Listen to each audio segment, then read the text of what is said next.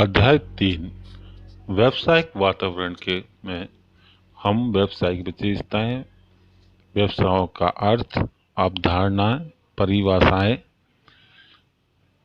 और इसकी महत्व के बारे में अध्ययन करेंगे। व्यावसायिक वातावरण के में क्या क्या आयाम हैं या कौन कौन से तत्व शामिल होते हैं, इनको जानेंगे एवं व्यावसायिक वातावरण का भारतीय अर्थव्यवस्था पर या भारतीय आर्थिक नीतियों पर क्या प्रभाव पड़ता है, इसको जानेंगे।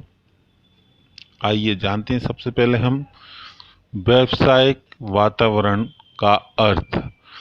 व्यावसायिक वातावरण वह वातावरण होता है जिसमें व्यवसाय के सभी घटक प्रभावित होते हैं, जिन पर व्यवसाय का अवसर, चाहे वो खतरों का अवसर हो चाहे लाभदायक अवसर, दोनों की पहचान कराता है।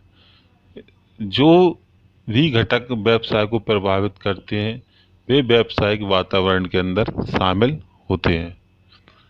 आइए इसकी विशेषता के बारे में जानकारी प्राप्त करेंगे। व्यावसायिक वातावरण की विशेषताएं परीक्षा की दृष्टि से हम 5 बिंदुओं पर जानेंगे। पहला बिंदु है बाह्य शक्ति की समग्रता। व्यावसायिक वातावरण संस्था के बाहर की शक्तियों एवं घटकों का योग होता है जिनकी प्रकृति सामूहिक होती है। दूसरा बिंदु विशिष्ट एवं साधारण शक्तियाँ। व्यावसायिक वातावरण में विशिष्ट तथा साधारण दोनों शक्ति सम्मिलित होती हैं। विशिष्ट शक्तियों में ग्राहक, प्रतियोगी, निवेशक आदि आते हैं जो उद्यमों को प्रत्यक्ष रूप से प्रभावित करते हैं, तथा साधारण शक्तियों में सामाजिक, राजनीतिक, आर्थिक, कानूनी, तकनीकी दशाएं आती हैं जो उद्यमों को प्रत्यक्ष रूप से प्रभावित करती हैं। तीसरा बिंदु आंतरिक संबंध है। व्यावसायिक वातावरण के विभिन्न तत्व या भाग एक दूसरे से घनिष्ठ रूप से जुड़े होते हैं, अतः आंतरिक संबंध होता है।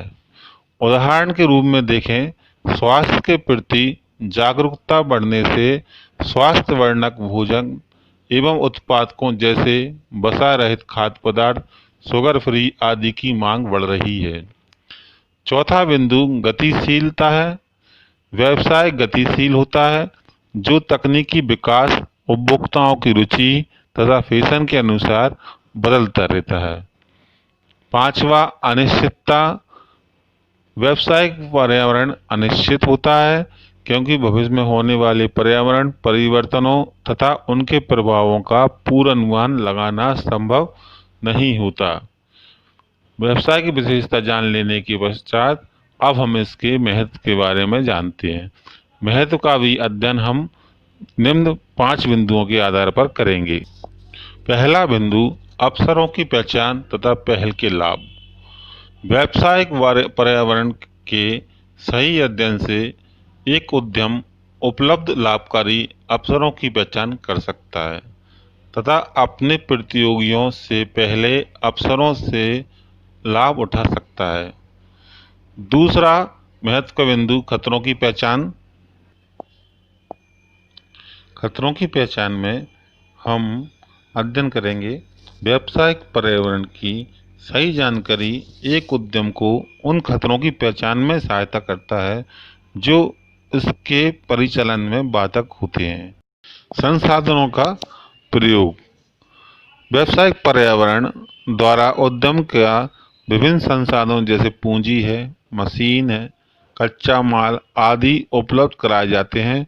संसाधनों की उपलब्धता का पता लगाने तथा उन्हें आवश्यकता अनुसार प्राप्त करने के लिए व्यावसायिक पर्यावरण की जानकारी होना अनिवार्य होता है। चौथा बिंदु परिवर्तनों का सामना करना। लगातार व्यावसायिक पर्यावरण के अध्ययन से होने वाले परिवर्तनों का पता चलता है जिससे उसका सामना किया जा सके। पांचवा और अंतिम बिंदु को मानते हैं नियोजन एवं नीति निर्धारण में सहायता। व्यावसायिक पर्यावरण की समझ एवं विशेष विश्लेषण नियोजन एवं नीति निर्धारण में सहायता करते हैं। इसके बाद हम व्यावसायिक वातावरण के आयाम यानी कि तत्व के बारे में जानकारी प्राप्त करेंगे। व्यावसायिक वातावरण के तत्व दो प्रकार के होते हैं। एक होता है आंतरिक या विशिष्ट वातावरण। दूसरा प्रकार जो है वह बाहरी या साधारण वातावरण है। सबसे प्रथम हम आंतरिक या विशिष्ट वातावरण के बिंदुओं को देखते हैं। इसमें ग्राहक, निवेशक, आपूर्तिकर्ता, लेन देन, श्रमिक और प्रतियोगी शामिल होते हैं। जबकि बाह्य और साधारण वातावरण में आर्थिक घटक को, सामाजिक घटक को, राजनीतिक घटक और तकनीकी घटक और कानूनी घटक शामिल किए जाते हैं। आइए इन तत्वों का अध्ययन करते हैं। आर्थिक पर्यावरण।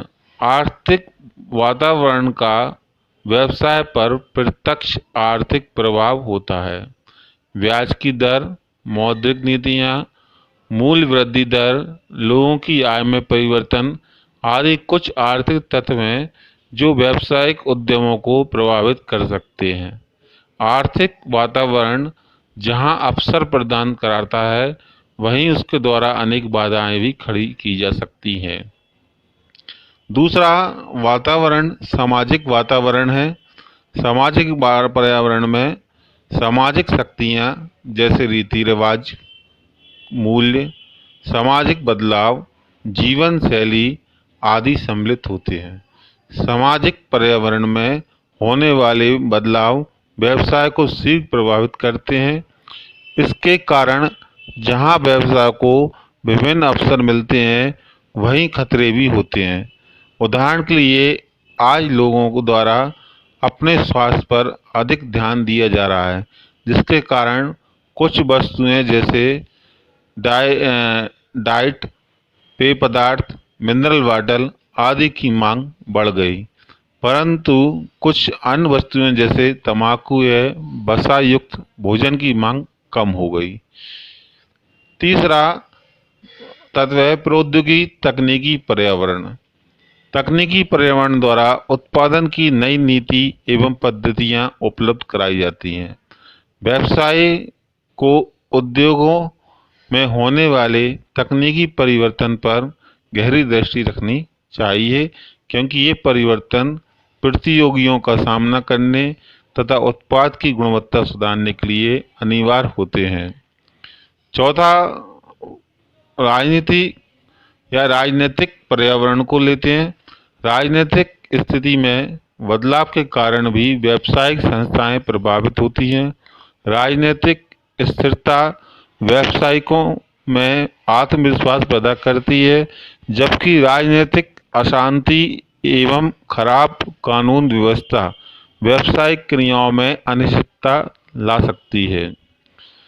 उदाहरण अगर के रूप में इसको समझें, बेंगलोर तथा हैदराबाद राजनीतिक समर्थन के कारण सूचना प्रौद्योगिकी हेतु लोकप्रिय स्थान बन गया है। पांचवा कानूनी पर्यावरण को लेते हैं। विधिक पर्यावरण में सरकार द्वारा पारित विभिन्न विधेयक, प्रशासनिक आदेश, न्यायालयों के फैसले तथा विभिन्न सरकारी कमीशन एवं एजेंसियों के निर्णय सम्मिलित होते हैं। व्यवसायों को इनका पालन करना होता है, अतः कानून की जानकारी होना जरूरी है। व्यावसायिक वातावरण के बाद भारत का आर्थिक वातावरण को समझते हैं। आर्थिक सुधारों को मुख्य रखते हुए भारत सरकार में नई आर्थिक नीति 1991 की घोषणा की।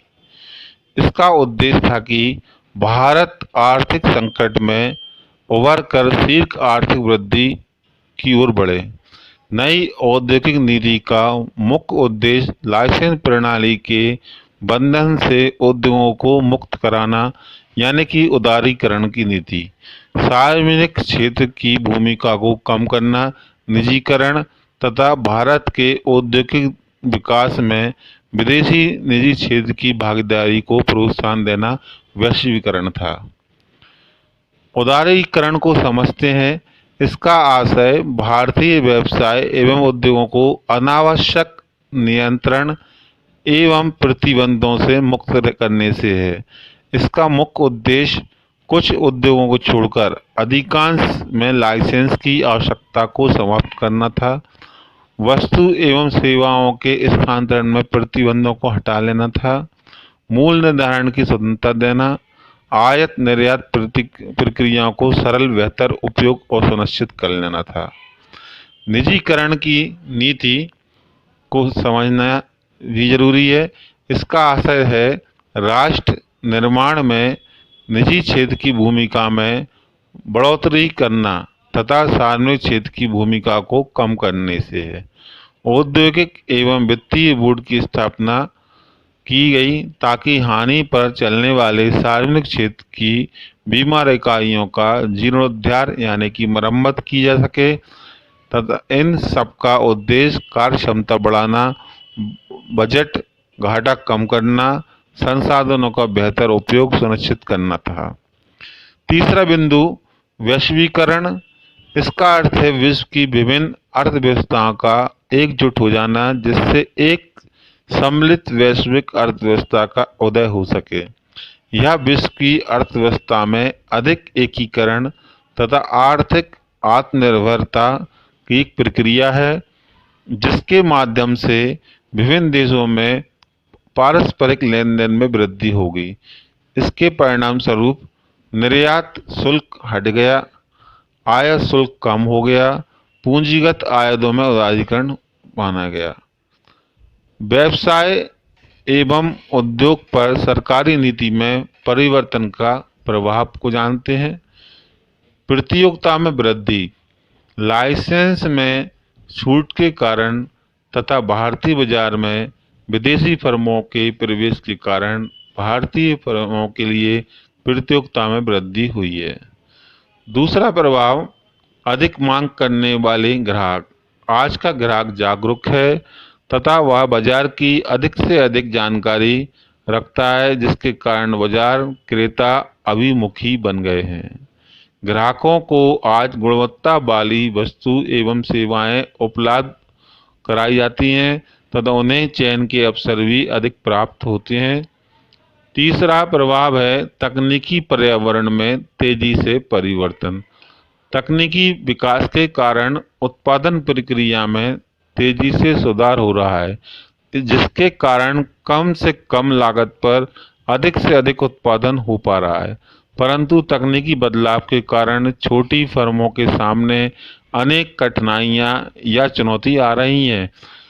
14 परिवर्तन की आवश्यकता। नई आर्थिक नीति के बाद से बाजार शक्तियां मांग तथा पूर्ति के आधार पर अधिक तेजी से बदल रही हैं।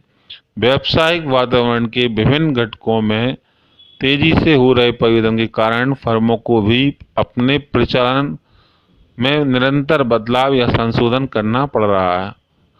पांचवा मानव संसाधनों के विकास की आवश्यकता।